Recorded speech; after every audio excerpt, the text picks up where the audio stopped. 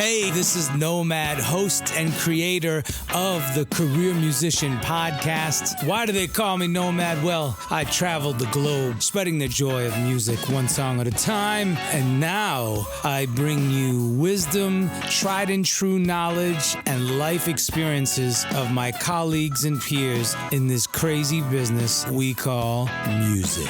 Today's guest is Elvin Ross of Ross Studios, film composer, director, producer, songwriter, you name it. Elvin is the man. This is the Career Musician Podcast with your host, Nomad. Okay, so you're a TV composer, film composer, music producer, director. Imagine this. You're holding down two hands of television shows simultaneously for all of the music composition and production.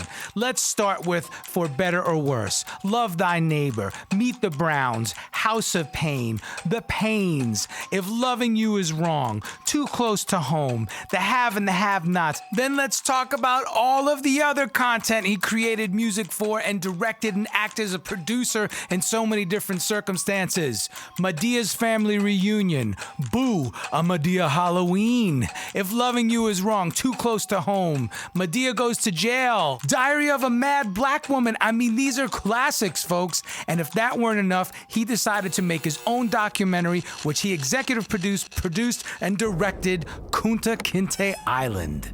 Okay, Nomad here, the career musician, sitting with my good buddy, Elvin Ross. What's up, man? Man, you are up. Hey, it's good Composer to be here. extraordinaire. Composer, producer, arranger, writer, artist, everything, right? Yes, sir. Yes, man. So you have quite a history. Yes, sir.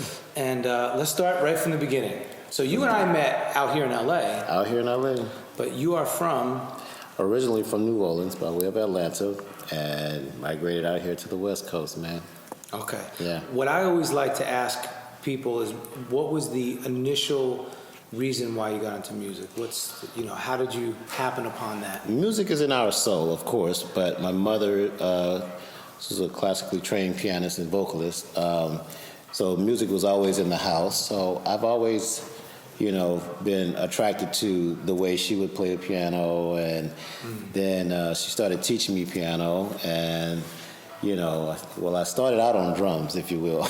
Yeah, man. So that was the thing, and I've always been very passionate about music. Okay. Yeah. Okay. And then what ended up being your primary instrument, or do you just play a little bit of everything, or a lot of everything? Or how do you manage that? No, man. My tenure on drums started out with a Mickey Mouse drum set. Okay. And I played drums in high school and in the church, that whole thing for years. But I really gravitated to piano and organ. Okay. In a church settings. So I spent a lot of years playing for community choirs and churches and around the city of New Orleans. Man, and that's what I thought. I thought piano was your primary. Yeah, it but is. I didn't want to assume, it is. Because in the capacity that we work together, yeah, you usually send me piano sketches or, things of that nature. Wow. So, okay. Mm-hmm. So you got in through there, you entered through drums, piano, organ, you started doing church and choir work. Your mom was classically trained. Yes. You had to have some of that classical energy man. in there, no? Just the hair, man. She is always a bad idea for your parent to teach you music because she treats you differently. That's so true. I'm teaching my daughter piano, and I am so hard on her, bro. My mom was so hard on me. She would have these little pencils, man. You hitting on my little knuckles. My little knuckles just couldn't take it. I love it, man. I love it. But I love it. Okay, so you weren't feeling that. But then what brought you to the point you are now? Like, what was the trajectory of your career path? Like, so you go from playing, we all do, like you said, it's in our soul. Yeah. When did you know this is what I want to do? Oh, man, I chose music over architecture because I actually went to school for architecture, drafting, and engineering. And I was just like, man, this is not it. I was actually doing pretty well as a musician financially, or at least better than, an entry-level architect. So right. I said, let me just do this, man, and then one thing led to another, and it basically chose me. Nice. Yeah. And then eventually you came out west. So what was that path like? What led you out here? What led me out here was, for years, I started with Tyler Perry. as his. Was my next thing. Yeah. No, that's the story, man. I started with Tyler Perry. Being in the church, Tyler was at the same service I was at. I was playing piano in that particular service. In Atlanta? In Atlanta. Okay. By this time, I had moved to Atlanta. And he was like, do you remember me from New Orleans? Because he's originally from New Orleans. And we actually went to the same church in New Orleans. Wow. Right? But it's a rather large church. And, so the membership was so great that, you can get lost in the crowd like that. But we knew each other in passing in New Orleans. And he was at this particular service. I remember it was an Easter service in 1996. Right? And he came up to me and he was just like, do you remember me? I was like, yeah, I remember you. He's like, I'm doing plays now here in Atlanta. Would you be interested in being like a musician? I was like, sure, right? So he's like, we're having this meeting. We're having this meeting on Tuesday. This is a Sunday. And by the time Tuesday rolled around, man, Mike, it was crazy. By the time Tuesday rolled around, his music director quit and took all of the music. And he had a play going out 7 days later. Oh, shoot. In 7 days, Tyler and I wrote a whole show. Ooh. I hired musicians, and we were up 7 days later in Baltimore. So you basically did your first musical. Yes. Wrote it. Yep. Produced it. And 7 Music directed it. Yes. Staffed the band. Staffed the band. The whole deal. Yep. The name of that play was I Know I've Been Changed. Wow. Yes. And then from then on, that was it. You and him. From then on, he realized under pressure that that's the best way to handle Elvin. Just give everything to him at the last minute. That's hey, how. This is what I got. Please. Yeah. Are you done? Like Yeah. he'll send me something. Like he'll send me. I remember for one of the films we were working on, we had a spotting session in the evening. So it was like about 3:00. So after the spotting session, I'm thinking he's calling around 8 to see, how did I enjoy the spotting session or the movie. He was calling to see if I was done scoring. It's like, are you kidding me? He's like, you know our history. So I was like, man. That's a trip. No, I'm not done. Wow, yeah, I need some time, bro. That was 5 hours ago. Right, no. Wow. Man, best story. So you guys came out here then together, kind of? So, no, man. We toured for years with the plays, with the stage plays, sure. over like 25 years ago, man. Wow, so you put in some mad time. Yeah. So that's your mileage. Yes, sir. We've been together just that long, man. So we worked on that play. We went on to another play, and we did some plays for Bishop T.D. Jakes, Woman Thou Loose, and Behind Closed Doors. Yep. And then after that, Tyler had this idea to come out west just to do a showcase for execs out here, right? Because now they're looking at him for producing the movie. We come out here, do a showcase, 45-minute show of a 2-hour show. Right. And the execs loved him, and they picked up Diary of a Mad Black Woman. That was his very first movie. I remember that. It did exceptionally well at the box office. So for someone who's never written a movie, for someone who's never scored a movie, to have a #1 movie in the box office is an incredible victory for our career, seriously. That's awesome, bro. Yeah. So we went to movies, and we did Diary of a Mad Black Woman, and I think he wanted to also move into producing sitcoms, right? So what he did was he invested his own money into shooting this pilot for a TV show, called me up. I got to pause you right there. Yeah. Say that again. He invested his own He invested his own money. You believe in something. You have to put If you don't put your money where your mouth is. Yes, you have to. Who's going to do it for you? Who's going to do it? Sorry. You have to believe in yourself, and not only believe in yourself, but invest in yourself. That's right. Okay, so he calls you now. He calls me up. Sitcom. I need some bumpers, some music for this sitcom. I'm like, okay, so let me figure that out. You know what I mean? And for those who may not know, bumpers, just go take it. Musical breaks. They'll take it from scene to scene. Yeah, transitional music. To commercial, and commercial back to Yeah.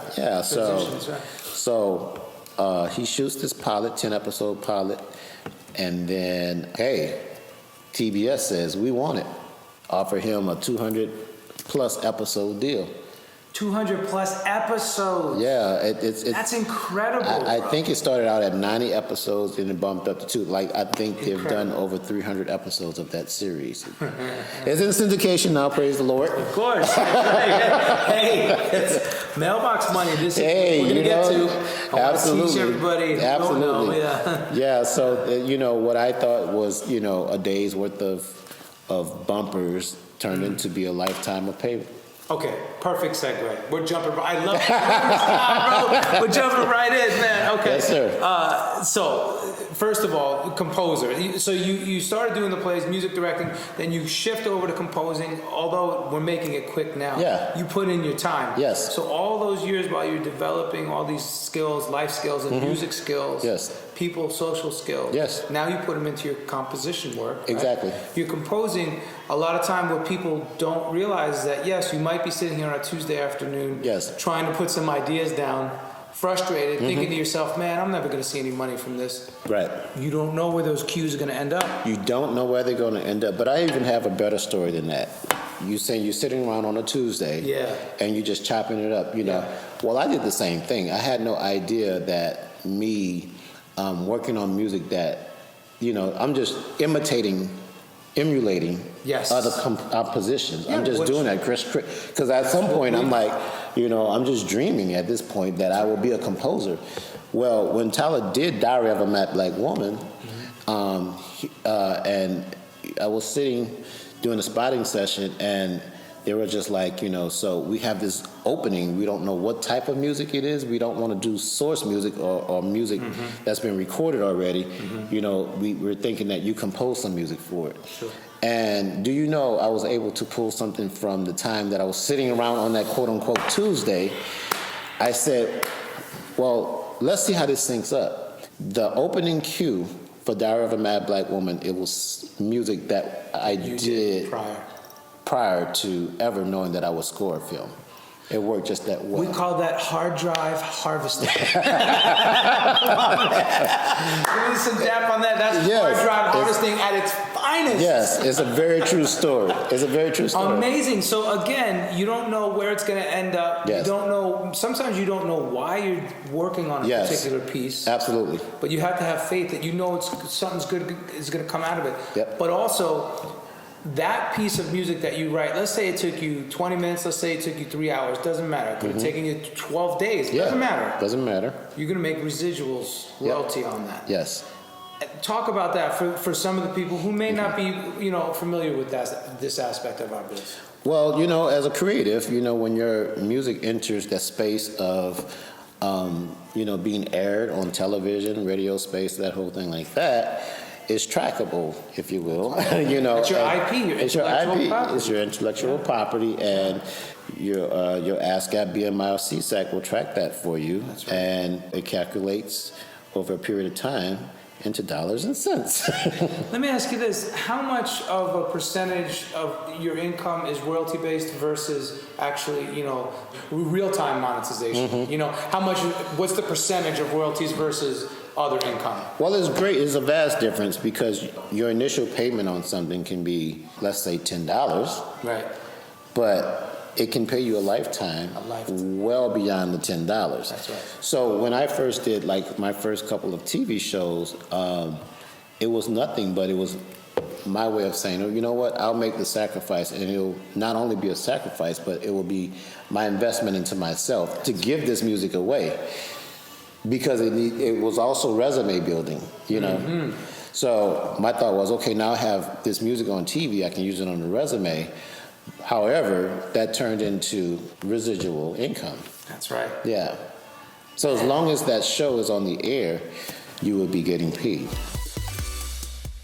Okay, I talk about it all the time. Residual income, passive income, mailbox money. This is real. My tried and true career musicians out there, you know it. For those of you who are aspiring and still working on getting to that point where you can create this kind of income, trust me, it's worth all the blood, sweat, and tears that you put in now. Please do yourself a favor. If you are not already signed up with a PRO affiliate, Performing Rights Organization, they are ASCAP, BMI, and CSAC here in the States. Do so now. Go to their websites, learn about everything that is entailed, get signed up so you can start earning money for all of the music that you put out there in various media platforms, TV, streaming, gaming, etc. Add The Career Musician to your Spotify playlist today. And at this point, let's just talk Tyler's productions. Countless. You've done countless television and movies and plays with him, right? I've been very privileged to work with Tyler, but have composed all of the music for all of his TV shows. Wow. I've done all of the plays. I may have missed one or two. Wow. There's about 21 of them, 22 of them. Incredible.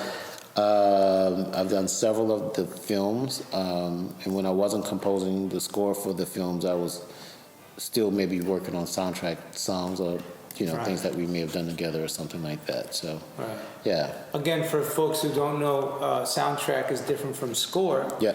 Score, if you want to elaborate, would you mind?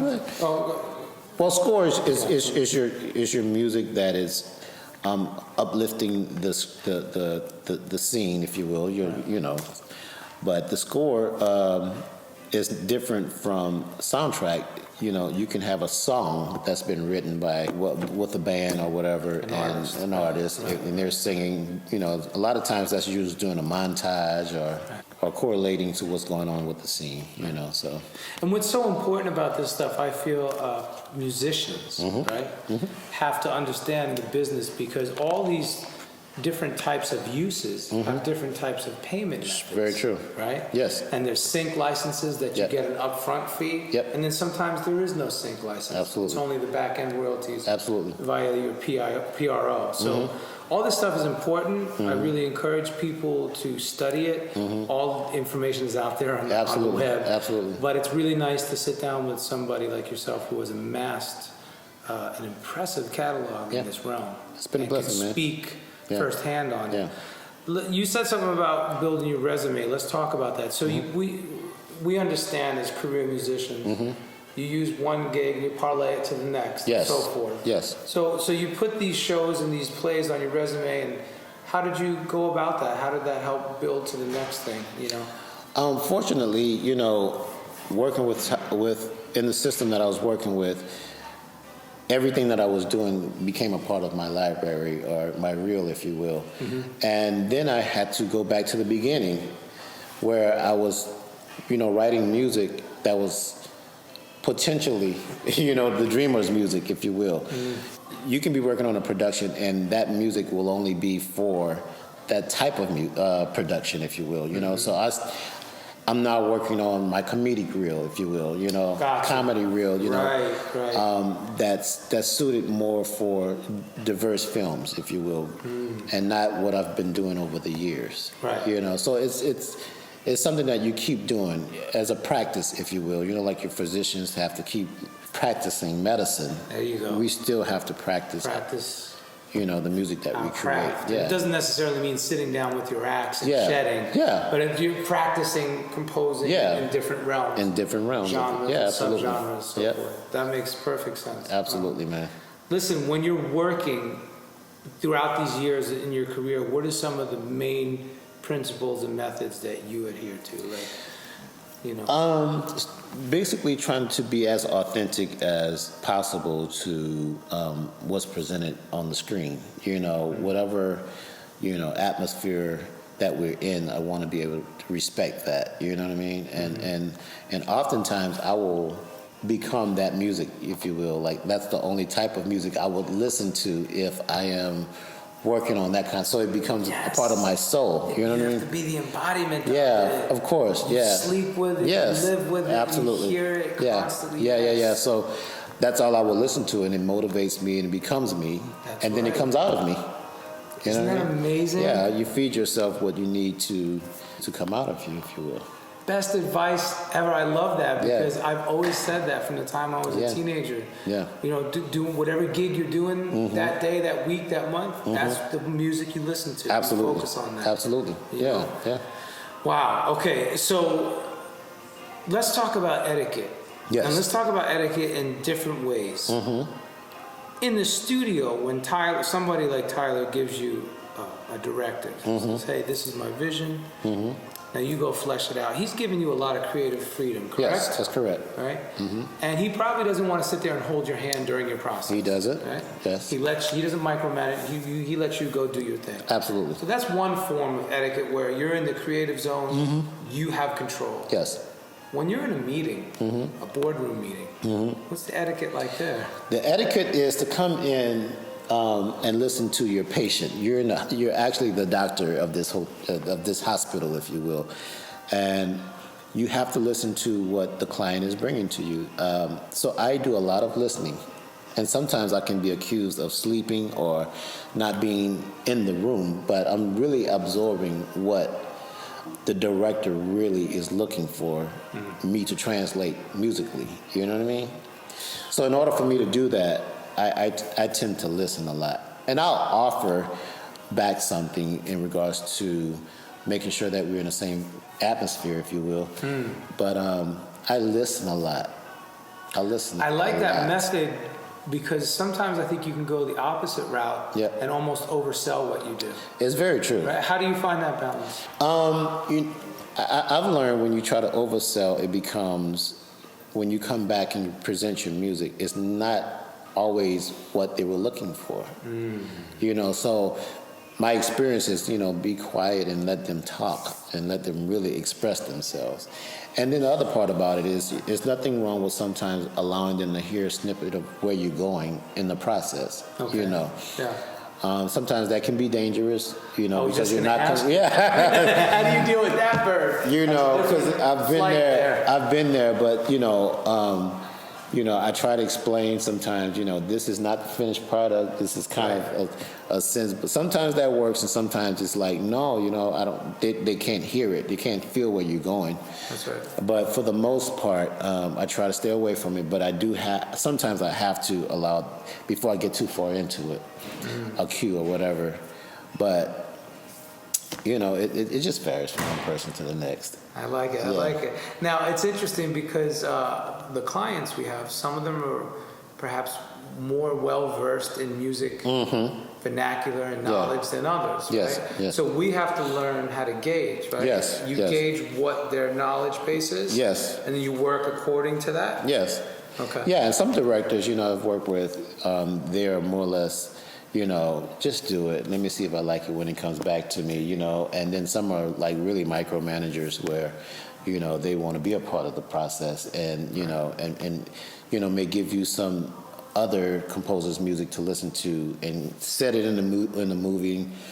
They'll set this temp music in there and they want you to kind of size it up, parallel it, get somewhere in the neighborhood of what they've put in there and just create it from your perspective. Right. Yeah. And I think as musicians, we're used to that because a lot of music producers have the same, right? Yeah. There's two different kinds. There's the micro guy and the guy just says, or the person that just says, hey, do what you will. Absolutely. Send it to me. I don't even care. Yep. If you put your magic on it, I know it's dope. Right? There you go. Yeah. Of course. All right. So that's etiquette there. And what about in the studio? So because as a composer now, again, you're taking on the roles of musician, writer, songwriter, composer, music director, liaison, right? Yeah, absolutely. Oftentimes, if there's not enough budget, you have to double as an orchestrator or arranger. Yep.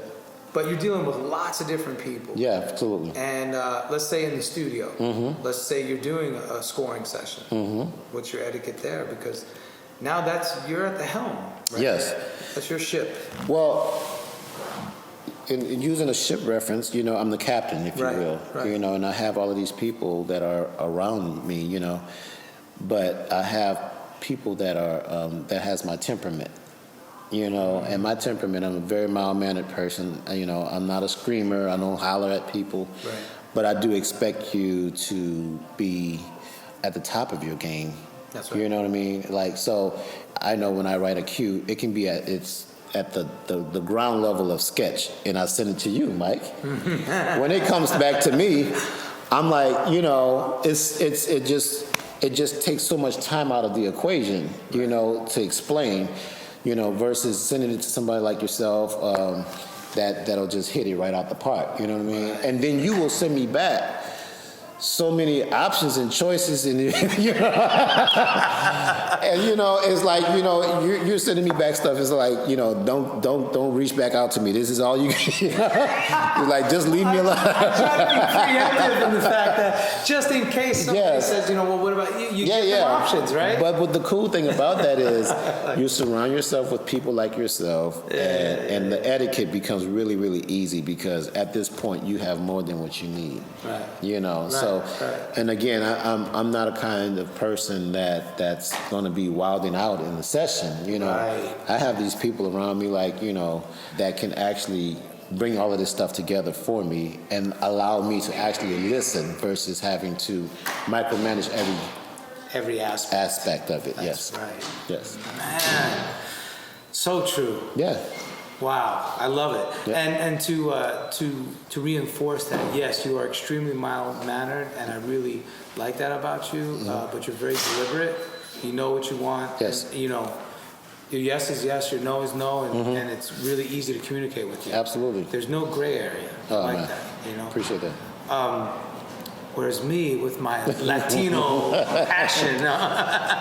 But so listen, talk about well-being and lifestyle. What have you done over the years? Because, I mean, you lived on the road for a long time doing all those plays.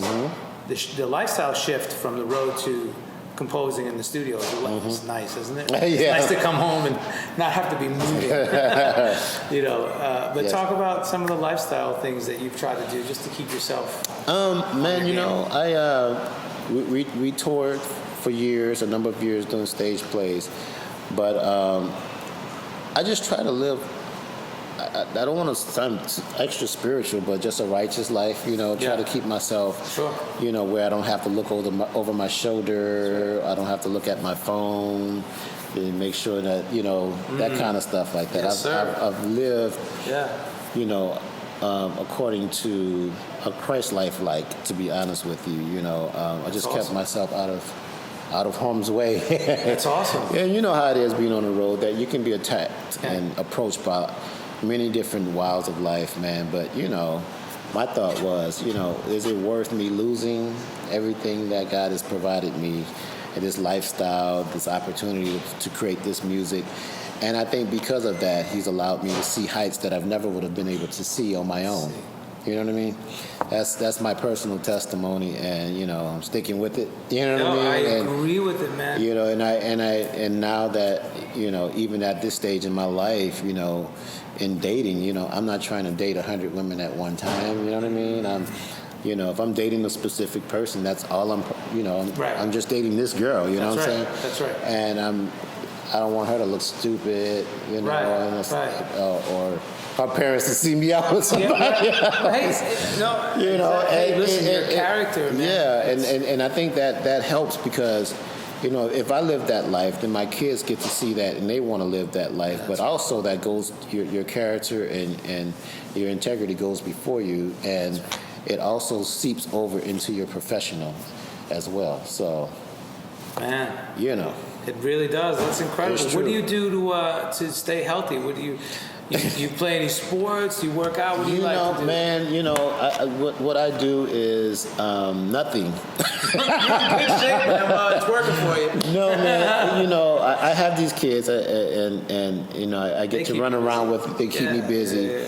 But more importantly, I really do try to keep some good hours and go to bed at a certain time. And I guess because of them, and their school hours, I go to bed with them, type of thing. You know. Same here. I train myself. Yeah. It's interesting, isn't it? Because musicians, it's tempting for us. We could stay up. Yeah. You know, and our schedule is all turned around. I've been trying to get into a lifestyle of working out, man. I would like to get a muscle this year at some point. At some point this year, you know, this year makes my 50th birthday, so I'm trying to get. Really? Yeah, man. Congratulations, thanks, bro. man. I'm July 30th. I'll be 50, and I would like to have a muscle for my birthday. So maybe I'll start working on that now. Start working out. It's April. You look great.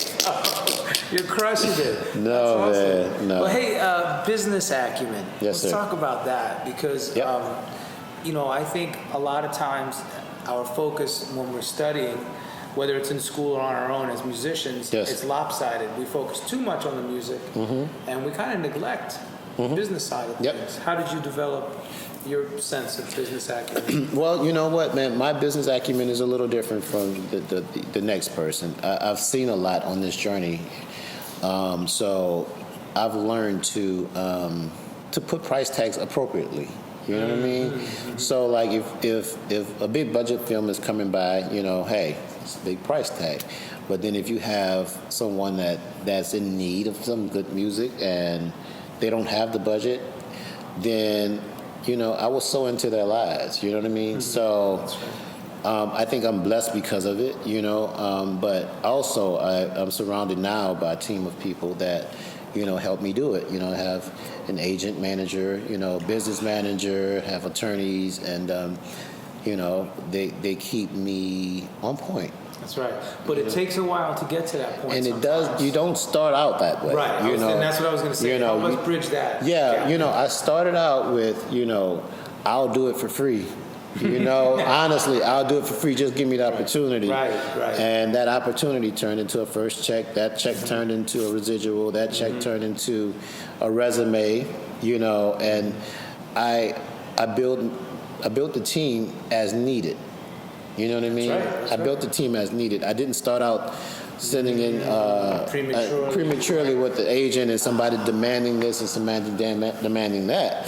You know, my appetite was the work, not the success, not the money, not this, that, and the other. I love that. You know, my appetite was for the work. And the work will bring everything else. The work begets all the pieces of the puzzle. Absolutely, yeah. You know, I love that. And sometimes I've been guilty of that too, putting the cart before the horse. And it happens. It's you see these. A lot of times we'll see people out there, musicians or composers, that are doing exceptionally well, and we're thinking, man, my gift, I know I can do that. I know I can do it better, right? And I know I should be driving the car that they have. And I know I should be living in the house.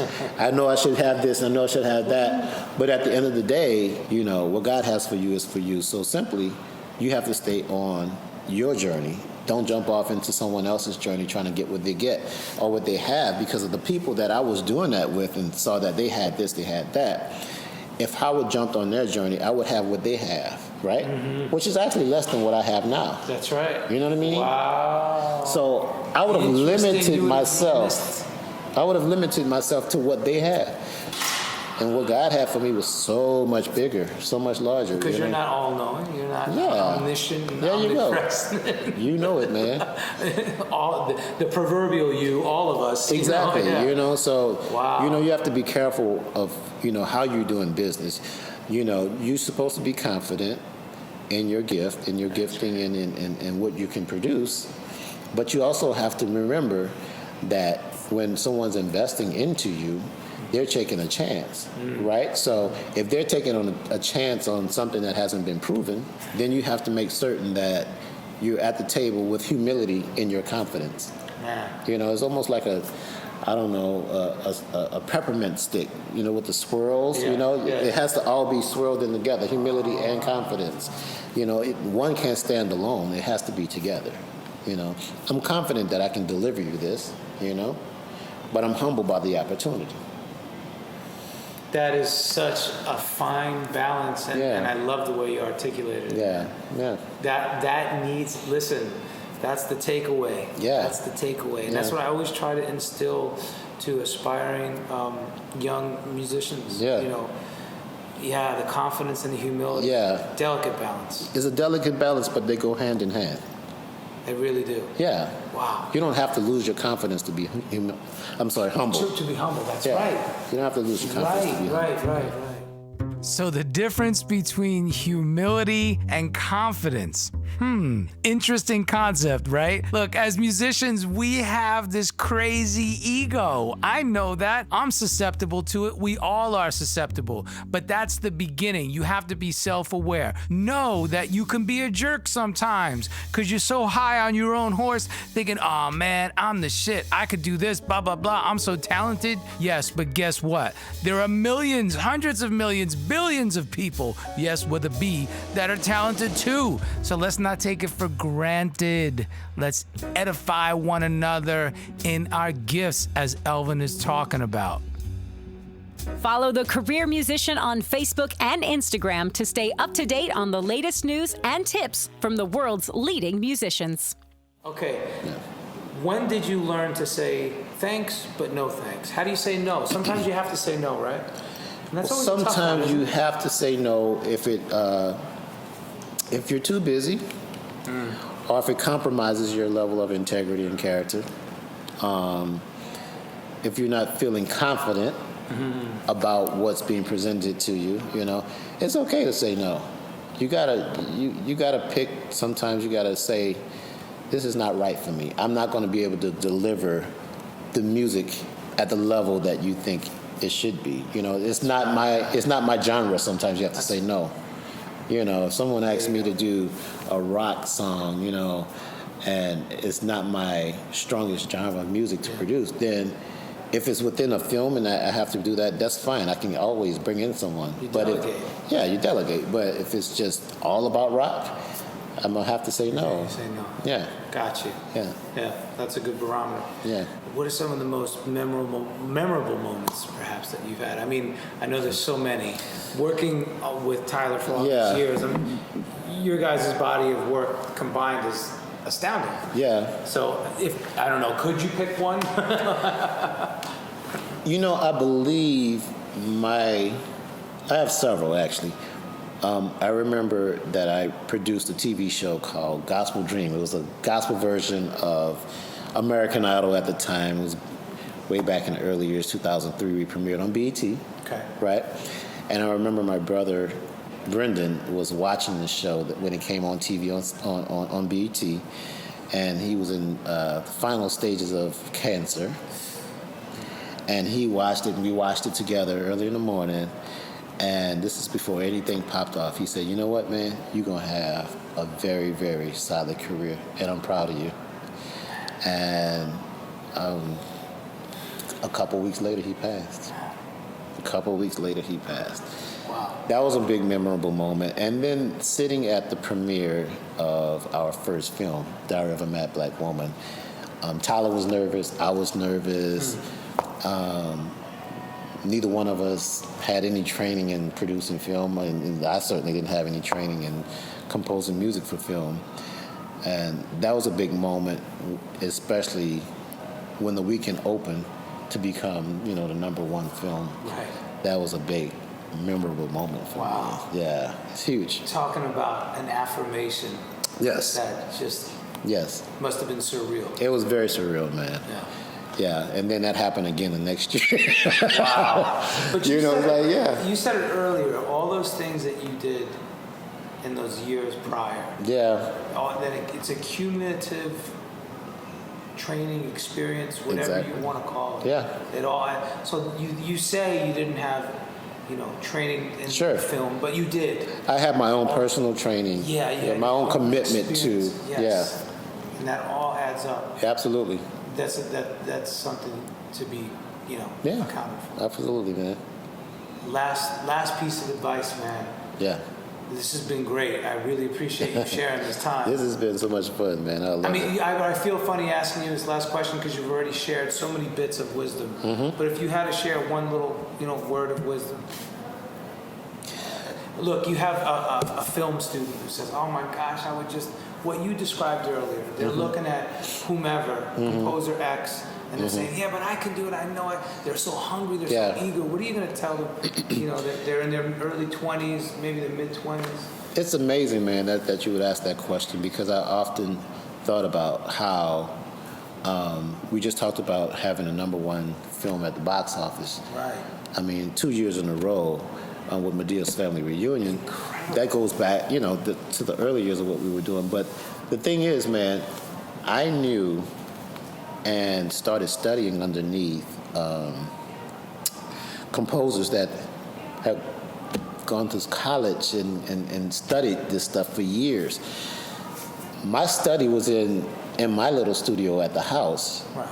duplicating other scores, So my thought process is anybody can do this if you put if you put the time aside and really work towards it, that opportunity, when it meets that preparation, it really does give results. You know what I mean? When they say when opportunity meets preparation, it's very, very true. You know, my thought was I was just mimicking someone else, but it was actually preparation, not knowing that it was preparation at the time. Right. So you just really have to keep doing it, even though you don't think that you have the qualifications. Right. If you really, really want it, you work towards it, you'll get it. You know. So I'm basically saying all that to say, don't give up on that dream. Whatever genre you may be in, whether it's music or acting or even another secular job, just go for it. You know, all training is not done in the school systems. You know what I mean? Sometimes it's your own personal training. You know what I mean? That's right. You know, a lot of musicians that are out there that are stunning, playing on big stage and just performing this music, absolutely just could have come out of the church. Right. You know, but they put their time in practicing their licks and mimicking of people like yourself, you know, and then voila, their opportunity to get here. And they're like showcasing, you know, and then they become the cat, you know. Never give up on your dream. I love that. Just work towards it. And this is a great segue. We'll close with this. Yeah. As an African-American man, how have you found your way in the film scoring land of, you know, the Hollywood business scene? What's great about the scene now is that Hollywood is now embracing diversity for women, for African-American composers, and forgive me for just coming right out and saying no. Look, it's so apparent that for many years. For many years, you know, it wasn't like that. But I think now that African Americans are making the films, you know, they're making the money at the box office. Right. Now they have a seat at the table, the executive table. Yes. Hollywood is basically saying there has to be much more talent than just the actors, because you guys are producing now. Now you're finding that there are composers out there that are just amazing, you know, that are looking for the opportunities. And I believe that this is the time that we start showing ourselves, you know, and not just showing ourselves as, you know, again, you bring your confidence, you bring your humility, and you bring your preparation. And I believe that you will start seeing more and more African Americans and women, you know, composers that are just amazing and just waiting for their big opportunity. It's funny because from a social standpoint, it's a shame that this has been like this. Yeah. But from a Renaissance artistic standpoint, it's very cool. It's very cool. Because you're right in the eye of the hurricane, if you will, as this is developing, right? But you know, also along with your craft and your gift, make sure that you're ready to do business. Meaning, you know, you got to show up and you got to deliver on time. As a matter of fact, deliver before the due date.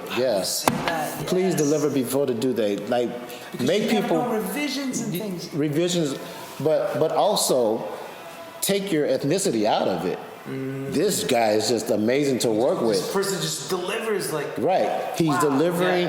I like the music when you give him a notes for revision. He's like, oh, I didn't think about it that way. That's a great way to approach that. Let me go and do it. Let me knock it out for you. Don't push back on that. Just do it, because I remember one time, man, I thought I did a great piece of music, man, and it was just like, beautiful, but it's not for this movie, and I'm like, what? But I said that to myself. I just basically took the opportunity to show them that I'm a team player. I'm going to work well with you with this. I'm just going to do it. Team player. Just get it done. Yeah, just get it done. And take your ego out of it. Take your ego and your attitude. Like, I remember a composer when I first got here, I was like, give me some advice. He was like, don't ever wear your feelings on your shoulders. Don't do it. Just do what they ask you to do. That's right. Even in regard to the music. That's right. You know what I'm saying? Don't sell your soul to yourself, in regards to, I'm sold on this music I did. I know it's the best piece of music for this film. No, it's not. If the director says it's not, you got to be okay with that, and be like, I'm creative enough to create something else for it. I'm just that good. Of course you want something different. I got that, It's cool. Man, so true. Yeah. That's service. Yeah. That's doing a service to the client. Absolutely. That's doing a service to yourself. Absolutely. Because now your stock just went up. Yeah. You get the gig, and you perform like it's an audition for your next gig. You know what I'm saying? That's how you got to do that. The gig that you're working on is your audition for your next gig, because they start talking to one another. I remember the last piece I worked on, one studio called the other studio and said, hey, I know you guys work with, Elvin Ross on this project. We're thinking about using him, but what do you think of him? We're not sure. Right. Yeah, what do you think of him? And the first thing came out of their mouth was, he's a great guy. He's so easy to work with. Because you already got the music. Bam. There you go. They already had the music. They want to know how is he to work with. That's right. I'm the kind of guy that might bring you cookies to. That's right. That's right. Just to be nice, man. But it's not selling out. It's just really saying, this guy's a pleasure to be around. Period. That's it. Yeah. End of story. End of story. If we that's call how you him, keep any gig, man. Yeah, we don't want to be nervous to call, see where things are. We're going to be able to pick up the phones like, we know we're going to get a great hello, right, and a great response to whatever it is we have to present. That goes for those spotting sessions as well. When they're in there critiquing your work, right? Yep. You got to take notes, and apply it. Yeah, you actually take your feelings off your shoulders when you first walk in. Right. You be like, they're going to make changes. This is what this meeting is for. It's for them to critique and make changes. Right. So if you walk in with that in mind, you expect it. And if you walk out with minimal notes, you'd be like, oh, great. Oh, you feel lucky. Yeah, hey, great. Yeah, this is wonderful. Take kids out to dinner. Yeah. Let's celebrate, no notes, right. And that happens too. Where can we find you online if people want to look up? Man, I'm easy. Elvin_Ross for Instagram. And I think I'm like Elvin Ross #9 or something like that on Facebook. Okay. ElvinRoss.com should forward you. Okay, yeah, so the kind of stuff. Your website like that should lead you everywhere. Well, yeah, the website leads you to my documentary that I produced some years ago. Oh, I'm so sorry. Okay. No, it's good. No, because we have to talk about that. Yes. The island of Kunta Kinteh Island. Kunta Kinteh Island. Yes, Kunta Kinteh Island. So yes, I remember. I think I had just met you. Yep. Around that time. Yeah, man. Maybe a year or so before that. Yeah. My wife and I sat in your living room, and you were telling us about it. Yep. Yeah. So, okay, that's huge, because I was thinking about that last night, and I even said to myself, okay, I'm going to ask Elvin about this. Yep. Talk about that, because now you went from composer, working with filmmaker Tyler Perry, to filmmaker. Yes. So, man, my business manager represented another gentleman who was the ambassador to entertainment in the Gambia, West Africa, to the president. And he had a spot here in LA and was telling my business manager about the renaming of this island in West Africa. And they brought me into this meeting about composing music for it. And I was like, nah, man, you got to do it this way, because how can I do a big score, if you do it that way? And they were like, well, why don't you direct it? I was like, man, okay, yeah, let's try it, And because of my experience of being around Tyler, he'll try anything in production. He'll just try it, Don't be intimidated by opportunity. Just go for it. Yeah, so I got into it, man, and we started on the project, and we released it. It's been on PBS. It's currently on Aspire Network, Metro Johnson's network. It's been on several different platforms, man. It has no shelf life. It'll be around a while. It's a very educational piece, but it also has great music in it as well. That's awesome. You took the time to make a timeless piece then. Yes. Was that more difficult than making a quote-unquote trending piece? It was just absolutely more difficult, because there was more, educational components that went into it. And so I kind of took a step back on it when it came to music, because I actually was writing music with some other great producers, and Raul Ferrando and people like Rick Wofford helped me on it as well. Yeah, man. A number of musicians stepped in, man, and did some amazing work. Amazing vocalists helped me out with that stuff, man. But it's an amazing piece. It's an amazing piece that will be around. You know, when you're dealing with educational pieces, you want to make sure your facts are right. You know, Right. A lot of animation going on in there, and it's a good piece, man. Was it a difficult research and development phase, or did it kind of all go at the same time? We did a little research. My producer and Etiquette did a lot of research in the beginning. She did most of the research, and we actually went over and sat with the family of Kunta Kinteh that still lives in the same village that he was captured in. And from that, we allowed them to tell their story, you know, and we were able to build our animation and an educational component based upon their story. You know, it's pretty That's deep. pretty slick, man. So first-hand source. Yeah, absolutely. And I'm assuming this would be the first of many projects that you'll take on in Absolutely, filmmaker man. role capacity? Absolutely, man. Yeah. And I think that, you know, we have some amazing opportunities coming before us in the next couple months that we'll be talking about. That's awesome. That will yield opportunities for us all. That's a beautiful thing. You know what I mean? Man. Yeah. My dude, Elvin Ross. You know, I just love Elvin's humble and positive spirit. He's just a cool dude all the way around. And listen, take away something from this that's super positive. If you haven't already, I'm sure it's pretty easy. But go for it. Follow your dreams. Just do it. You never know how it's going to happen. You never know exactly what is going to lead to the next situation that will bring you in to something that's quite amazing. Now, I'm not saying to not have goals. Have your goals. But as you go about, you know, your daily routine and grinding it out, just be open-minded and stay positive. I know it's tough sometimes. I know the music business, the entertainment industry can really be brutal, but you just have to maintain. Be disciplined in your work. Be diligent in everything that you do. Have faith that what you're doing is going to pay off, and more likely than not, it will. Please don't take me as trying to be preachy, because I'm definitely not. If anything, I'm preaching to myself. Over the years, I have learned that my words are powerful and my thoughts are just as powerful, if not more. So if you think these negative things while you're working, that's not a good situation. Think positively as you go about it. And remember that daily compounding efforts really do make a difference. In other words, if you sit down every day and do the work consistently, something is going to break. Something good is going to come out of that dedication.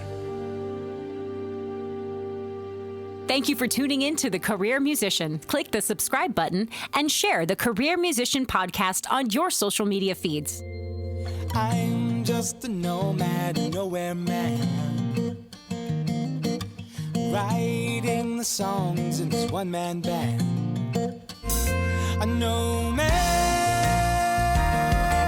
yeah, I'm a nomad,